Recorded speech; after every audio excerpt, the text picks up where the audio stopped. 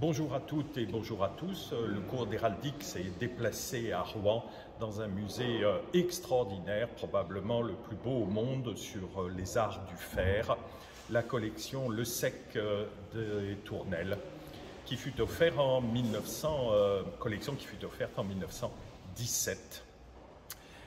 Elle réunit toutes les formes du travail métallurgique, des clés de chambellan, des heurtoirs, des serrures. Chaque année, hélas, lorsque je passe, des objets ont disparu, sont allés en réserve. C'est le drame qui se répand des nouvelles muséographies qui consistent à retirer les objets de la vue des visiteurs et surtout, bien sûr, des chercheurs. Mais ne soyons pas trop critiques, il reste encore quelques objets. Donc les armoiries sont intimement liées aux arts du métal parce que bien souvent coffrets, serrures et autres objets qui marquent la propriété, voire même d'ailleurs la notion d'espace clos, sont armoriés pour dire chez qui ou à qui appartiennent les objets ou les espaces que l'on peut pénétrer. Alors un exemple particulier ici, le heurtoir aux arts Hennequin, qui est un heurtoir du 19e siècle sur un modèle du 16e siècle.